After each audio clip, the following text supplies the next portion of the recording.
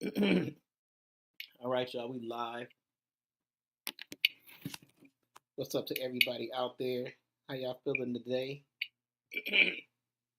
All right, y'all, we live. Just want to make sure I got the sound right.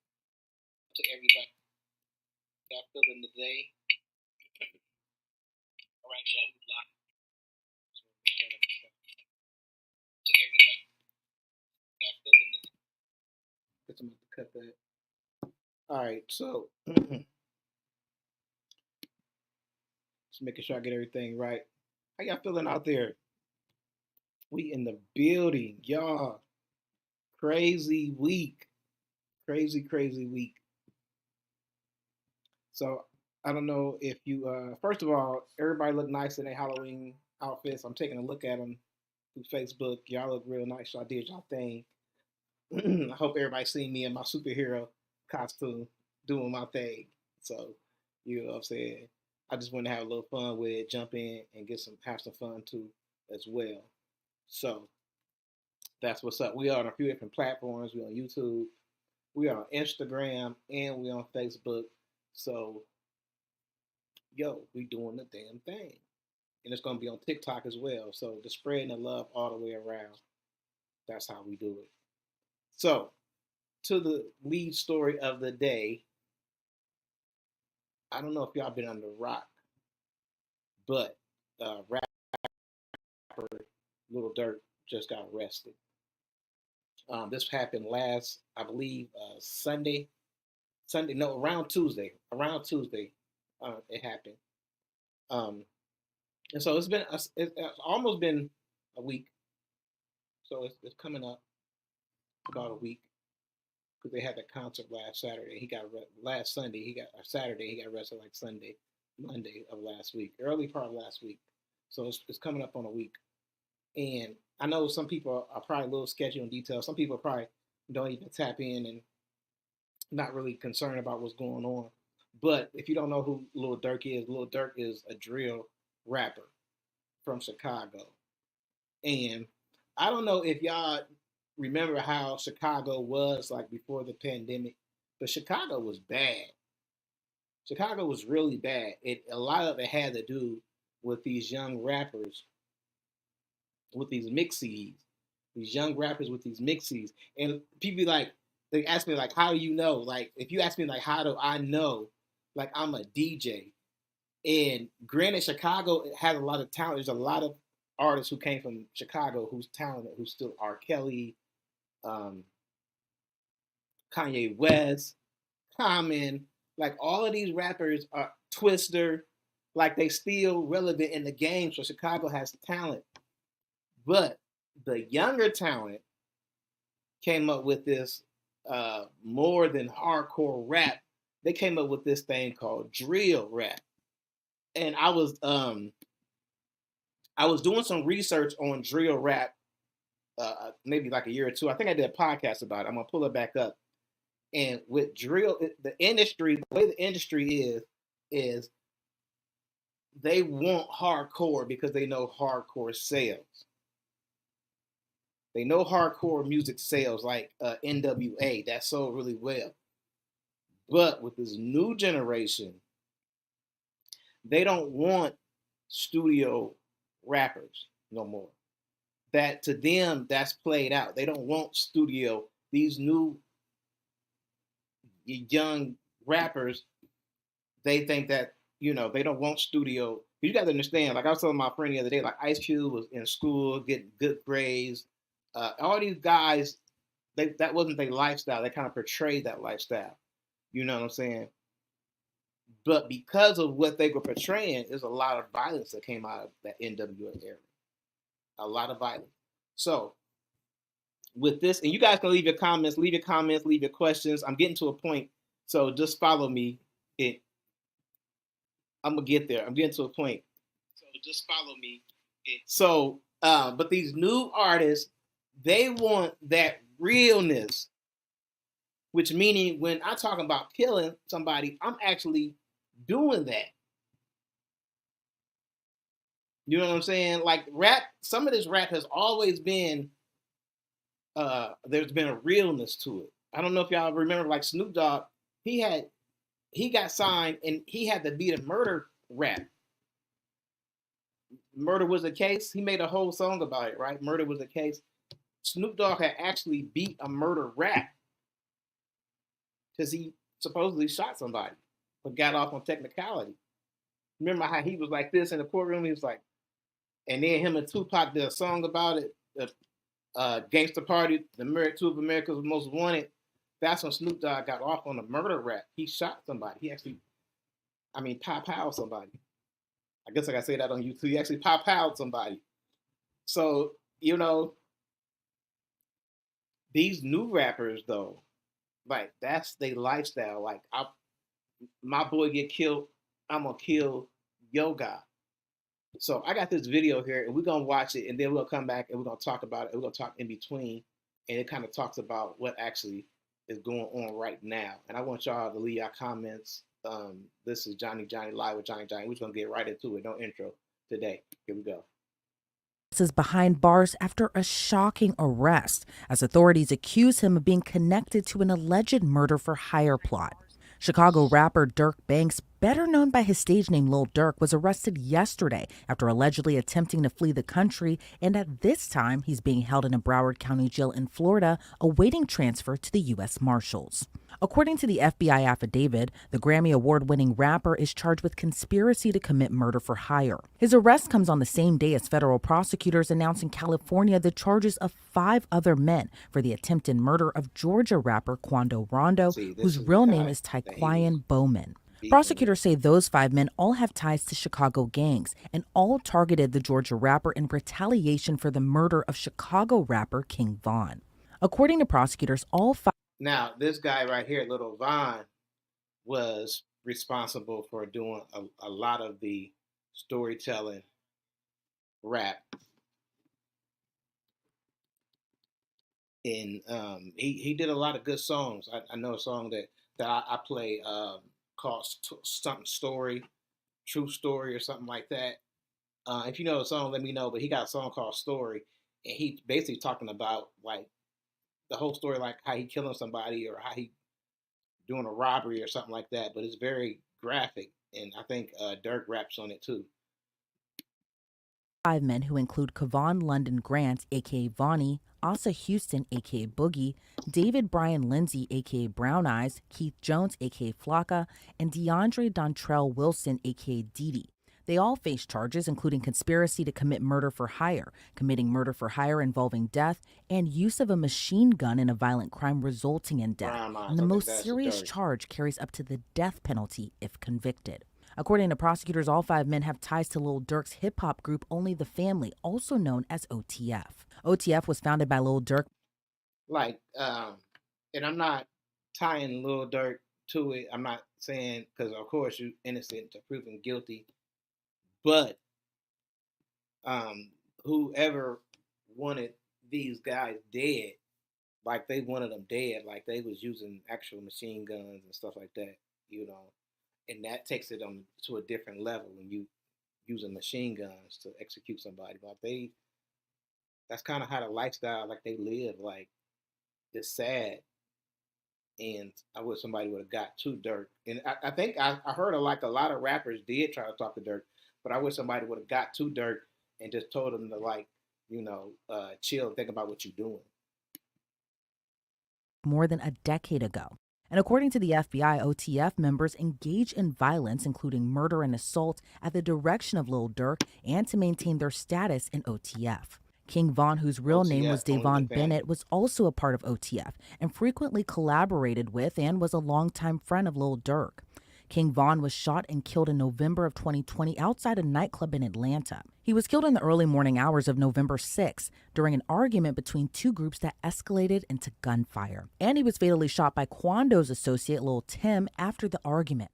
The indictment doesn't name Davon Bennett, a.k.a. King Von. Instead, the charging documents state a high-ranking OTF member described by the initials.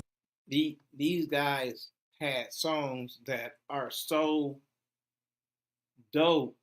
Like, they still play them in the club till today. And the club turns up. Like, these guys are actually talented.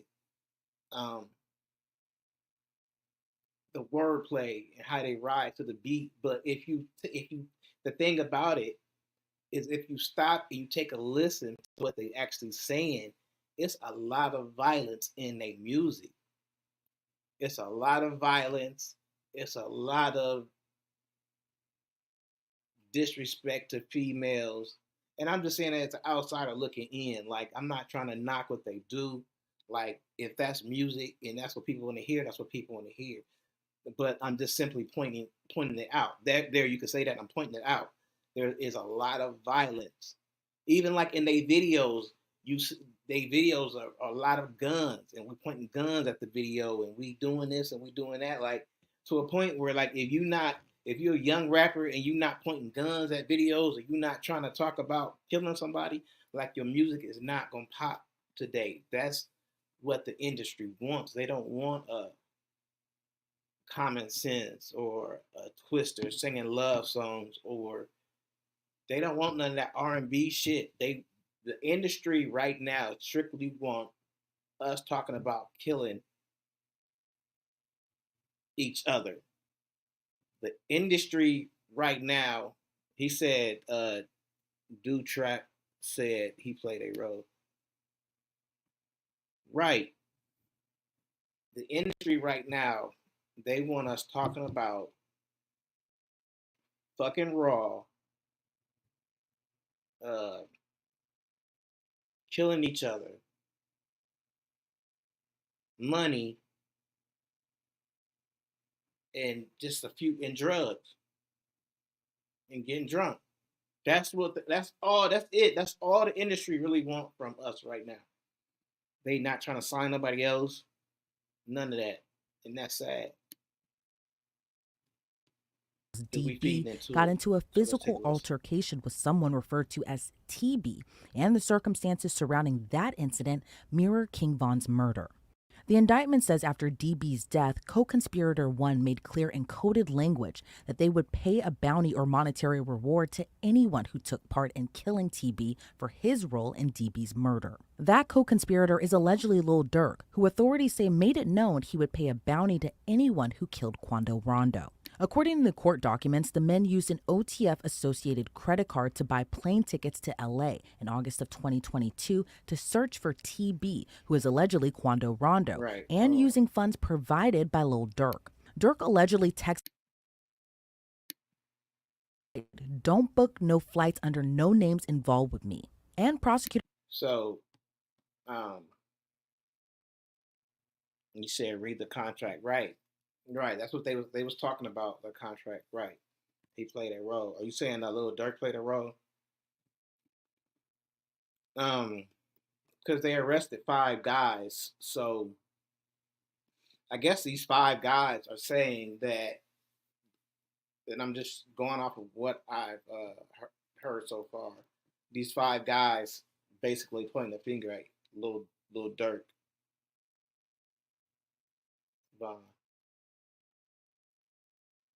Oh wow! Tell us what you mean. Just type it out, his brother. Because you throwing out stuff. Just his brother. Just tell us like what you mean. But like I was saying, 5 guys got arrested and basically said that the head of OTF, only the family, was offering them money to take out the guy who supposedly killed Vaughn. But instead of taking out the guy who killed Vaughn, they killed his cousin. And the reason why people know this stuff is because this stuff was caught on camera. Vaughn's shooting was caught on camera, and dude's cousin was caught on camera. They say he was screaming or something like that. So I don't know if Vaughn even had a chance to do any of that, but they said his cousin was screaming. I mean, I probably would be too. Like, that's not even concerning you. That's your cousin, and then you're gonna die that type of death over your cousin. And that's what I'm telling y'all. Like, this whole drill movement was really rough. And I know Lil Durk, there's some things about him changing that I questioned too. But he was trying to make a change, but he did a lot. That's all I'm saying about that. Claim when there, Kevon Grant booked a hotel room for the men to stay at and provided the others with firearms. Grant allegedly procured cars, ski masks, and firearms that were used to find, track, and kill TB. Damn, According to the FBI, there is video evidence that Durk was staying at the house in the San Fernando Valley that day. A lot of the stories that we cover here at Law and Crime are very tough to tell. Yeah, and also part of the reason we're able to... one of Von's guys, one of his closest associates, was supposedly recording them. He was setting them up for like 2 years. He had been wearing a necklace, a gold necklace or some type of necklace, and he was recording Von the whole time. So, I mean, you had to be secretly recorded. Keep bringing you that's these types one thing, of because like because especially if you're around your so guy, I want to think take a about moment that. to think Upside If for you sponsoring around, this story. If you're wondering what's Upside, well, it's a free app that gets you... Think about that. If you around your people and you just talking, you not gonna watch what you say. You're just gonna say what comes to your mind because you don't think somebody recording you. So therefore, you're gonna talk how you would talk to anybody, that you close with, that you're gonna tell some of your deepest secrets sometimes. Or you're gonna tell how y'all moving sometimes and how y'all did illegal stuff to get certain things done, maybe. You're gonna talk about all of that. So y'all have to understand, like, they're gonna take a lot of that Chicago rap down because now they know the ins and outs. OTF was like I'm hearing that they was like one of the biggest things in Chicago.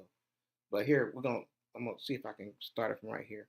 Conspirators use facilities of interstate and foreign commerce, such as planes, cars, cell phones, and the internet, with intent that the murder of TB be committed. After the shooting, according to the indictment, the men went to a nearby burger spot to discuss payment. Then on the same day, the credit card was used to purchase tickets for Keith Jones, David Brian Lindsay, Asa Houston, DeAndre Wilson, and co-conspirator 2 to travel back to Chicago. Lil Durk wasn't named in the charging documents against Grant, Wilson, Jones, Lindsay, and Houston. But according to the indictment, the defendants were offered money and lucrative music opportunities with OTF for the murder of Quando Rondo. Prior to Lil Durk's arrest, the Chicago rapper was being sued by the mother of Chicago drill rapper FBG Duck. FBG Duck was murdered in 2020, and his death led to several convictions in a federal conspiracy trial last January. But his See, that's what I'm saying. Y'all have to understand, like, this drill rap, and we as consumers, we as fans, we listen to it, and we, that was hot. Oh, that was hot. For mother sued Lil Durk, OTF, and King Von's estate, alleging they were all involved in the shooting as well. According to the suit, to us, like, it's hot. Oh, that's hot. But you have to understand, like, they really living that life. And we see it because we see rappers get killed. We're like, huh? How he get killed? He was like a nice young man. You know what I'm saying? Like, if you older, like he wasn't into nothing. Like Lil Durk looked innocent. But man, these guys got passed. Like, and I'm not trying to knock him for what he do. Like in Chicago, like, you have some time. To me, it's like in Chicago at that period in time, you had to probably be tough to even survive. It's like LA was. Like, a lot of people probably didn't even want to be in gangs. I'm not excusing what he did or may have done, but sometimes you might not even want to be in a gang. But because of your surroundings, how you were raised, and the things that you get into, then that might be something that you have to do. You might have to resort to being in a gang to feel like you included. I wasn't even from a big city, but I felt like sometimes I needed a gang to be around me, or at least be associated with a gang because of your surroundings in your environment. So that was Chicago. So let's listen. Used to purchase tickets for Keith Jones, David Brian Lindsay, Asa Houston, DeAndre Wilson, and co-conspirator 2 to travel back to Chicago. Lil Durk wasn't named in the charging documents against Grant, Wilson, Jones, Lindsay, and Houston. But according to the indictment, the defendants were offered money and lucrative music opportunities with OTF for the murder of Quando Rondo. Prior to Lil Durk's arrest, the Chicago rapper was being sued by the mother of Chicago drill rapper FBG Duck. FBG Duck was murdered in 2020, and his death led to several convictions in a federal conspiracy trial last January. But his mother sued Lil That's Durk, crazy. OTF, and King Von's estate, alleging they were all involved in the shooting as well. According to the suit, OTF operates as a criminal enterprise. After Grant Jones, Lindsey Wilson, and Houston were arrested Thursday, the FBI says Durk booked 2 flights from South Florida airports, one to Dubai and one to Switzerland. He then reportedly booked a flight to Italy, but was arrested in Miami before he could board that flight. Lil Durk and the other defendants are being held pending their transfer back to LA. I want to bring on now Detective Eric Barnes to break down this case even further. Eric, thank you so much for joining me today. You know, Lil Durk is a really popular rapper, but what's your See, reaction? he was trying to do kind of what Diddy did and send a plane to throw the FBI off. But so he sent 2 planes to different places, one to Dubai and one to Switzerland. So the cops would be like, "Oh, okay. Well, he thought the cops would be. He really wasted his money because he thought the cops were gonna just follow those 2 planes and he would throw them off, and then he would just bounce out somewhere else." And that's kind of like what I said, like with his change and stuff like that, and his going to like Muslim and stuff like that. I think he was like preparing to live that type of life. If anything ever happened, then he was prepared to just jump and go somewhere else and just don't come back. Like he really tried to lead a country, and that is what's going to have him being held without bond, is because he's going to lead. They know he could try to lead the country, and this is not looking good. That's what I'm saying. It's just not looking good. Okay, we're gonna play the rest of To his the song. arrest and his alleged connection to this murder for Y'all hire can leave your plot of comments. Georgia rapper Quando Rondo. Well, it's a very interesting case. I've been following it for some time now, but it's very representative of things that are going on within the hip hop community these days. The one foot in the studio, one foot in the streets. And talk to me a little bit about retaliation within gang culture, maybe even hip hop culture as well, too, that we can even trace back these events in particular, kind of in a way, starting from King Von's death in Georgia in 2020, and 2 years later, Quando Rondo's attempted murder, where his cousin was actually killed during this ambush. What is your kind of reaction to just this whole web and trail that has been going on essentially since 2020, even probably prior to that, too? Well, one of the things that's been popular with hip hop artists is to maintain the same group of friends that they had since they were kids, maintaining that loyalty, not changing up and becoming a new person because you have fame. And so, in keeping these alliances, sometimes there's beef that follows from the streets into rap, and like I said, these guys live, day to day, and their alliances also live that same lifestyle. And, reading through this indictment, there appears to be this really heavy level of planning to allegedly carry out this murder. Plane tickets were bought, cars were rented, ski masks and firearms were bought. Talk to me a little bit about the sophistication you may have noticed within the planning and these allegations.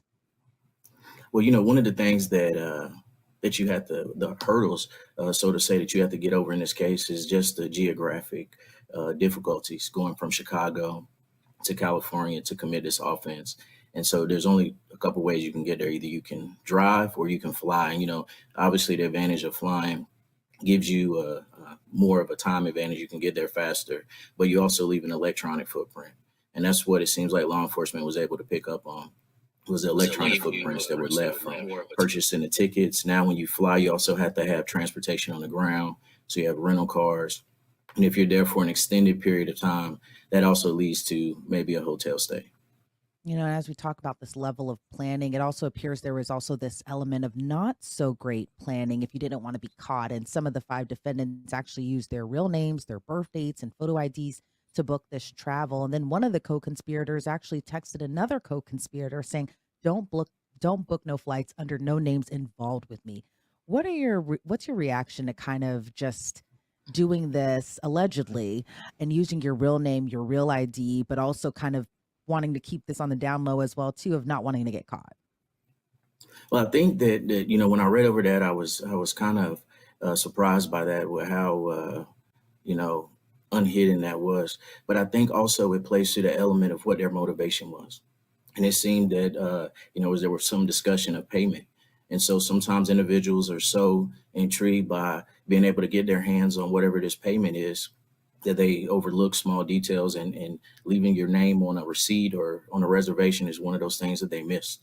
When we see kind of these types of cases, a lot of times, I think sometimes the defendants are allegedly always kind of wanting one specific target. But then there are some cases where someone else is hurt or killed, kind of in this focus of retaliation. What are your thoughts given that Quando Rondo's cousin was actually killed when the murder was allegedly plotted for him? I think it's always unfortunate that innocent people get caught in the line of fire. It's something that we deal with often within street violence, but also think within the streets, there's also a mentality when there's a retaliation and gang culture that if you get caught riding with someone that I have beef with, then it just kind of it's the rules of the streets. Like, you put yourself in that situation, and now you have to unfortunately reap the circumstances of it. And there's also been rumors circulating online that there might have been an informant or even a snitch within OTF that may have revealed more to the feds. Do you think that's at all possible in this case, that they needed an informant on the inside to kind of give a scoop into kind of how everything was planned out and kind of how everything kind of came to fruition? Well, I know that there was very detailed information, and it definitely indicates that the investigators did a great job digging up surveillance footage and being able to uncover some of the intimate details. I don't know if there was an informant necessarily, but it seems that they do have some very personal details in their indictment. And given if there was possibly an informant, kind of how do they all play a role into this case? Because again, within the culture, a lot of times there is a no snitching policy. But what are your thoughts on whether or not there might have been an informant and kind of how that may have all came into this as well too? Well, the no snitching thing is very huge in the street and within the hip hop culture. But one thing that within the law enforcement community, when someone is looking at a significant sentence, which I think murder for hire either carries in some sort of situations, death penalty, and also life in prison. It's every man for himself at that moment. And so the old cliche of the first one to talk gets the best deal, normally that weighs very heavily in these cases. Some of the defendants, in addition to being offered money, were also promised lucrative music opportunities if they carried out this murder. And I know we've kind of been having a discussion about, how rap culture kind of bleeds into gang culture. But what's your reaction to kind of this lucrative opportunity given they carry out this bounty? Well, it's the American dream of wanting to be able to create a better opportunity for yourself and your family. And unfortunately, a lot of individuals have, the dream of making it in the rap business, and you're just not given the opportunity. So that is something that is going to be very alluring to a lot of individuals, because they not only want to be able to have the rap contract, but also the rap lifestyle. And some people are willing to do whatever it takes to get that. And sometimes when we see these cases, especially gang cases that are also kind of double as like hip hop cases, YNW Melly, this case with Lil Durk, even YSL, I can't help but notice just how young some of the defendants are and some of the alleged activities that they're being accused of doing. They're so young, in their 20s, probably started maybe when they were teenagers. But what are your thoughts on just how young some of these defendants are when they're kind of coming up, like you had just mentioned, wanting this American dream, but then at the same time having this kind of tie to the street culture where maybe they don't see the actual consequences of what could happen. Either they go to jail or they may end up dead on the street. What are your thoughts on just that whole layer and aspect of it? Well, I think one of the things that weighs heavily on the influence, is the fact that, a guy that you may have grown up with, seen around the neighborhood, now he has his lucrative rap contract and is driving, foreign cars and living in expensive houses and traveling, all across the country. They almost become larger than life. And so when you have a young individual that maybe hasn't had the best role models in life, what they're able to see this individual achieve is going to be larger than any kind of verbal warning that someone can tell them. They're going to take their word as being, good. If I can carry out what is being asked of me, then maybe I can live this lifestyle as well. And I think that that reality weighs heavier than any consequence that you can think of.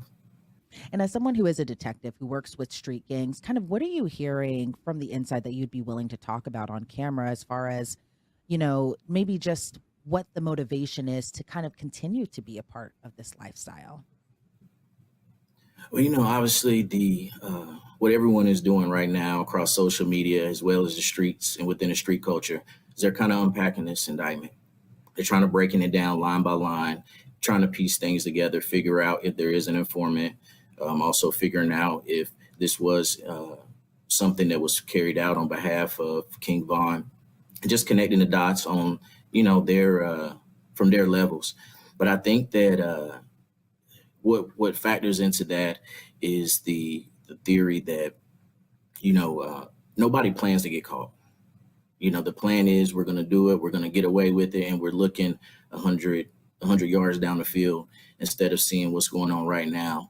And the factor of getting caught now being named in a federal indictment, that part is not really thought of too heavily because, again, nobody factors in that I am going to get caught for this. And kind of going back to the Lil Durk aspect of it as well, too, he was, again, a very popular rap artist. He had a lot of popular songs, and a lot of fans did look up to him. But it seems, though, as we don't know at this particular point, but it seems, though, a lot of people may be alleging he's kind of the kingpin in a way of the OTF, and that he is someone who carries out these plots, essentially, kind of running a criminal enterprise. What are your thoughts on just kind of how people allege these popular rap artists are these kingpins in a way of criminal street gangs? Well, I think with this case, it's gonna be very interesting in how it plays out. But we're gonna really get into the basics of rap being entertainment or rappers really living what they rap about. And I think there's definitely something that's a hurdle that investigators are gonna have to get over, with just proving that this little Dirk's role in OTF wasn't merely entertainment; that he actually had a role within the street culture of OTF. And do you see any other hurdles that investigators may come to find when they're kind of going through this case? Well, anytime that you're dealing with multiple people with inside, in an indictment, co-conspirators, what's people's roles kind of change, and then there's money as well involved with some of the people that were discussed in this case. So it's also heavily influenced by the street life and culture, gang life and culture. And so what they have today may change, and hopefully on the investigators end, what you see in that indictment would only kind of snowball and grow larger. Maybe they're able to develop more evidence and convert some of these co-conspirators into witnesses for the government. All right, Detective Eric Barnes, I appreciate so much your insight into this case. Before we sign you off, is there anything else you'd like to add about just where the case goes from here?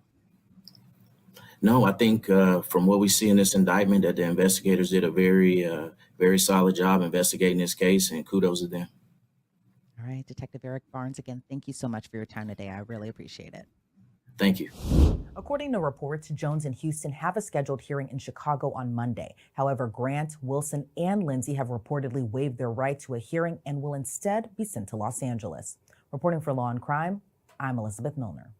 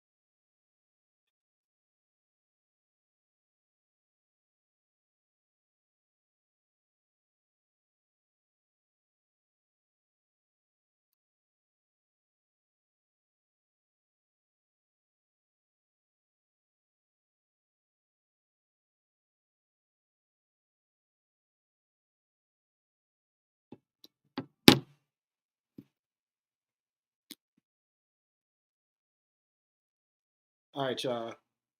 We're gonna end it with that. Want to thank y'all for watching. Thank y'all for tapping in. We're gonna play more later. All right.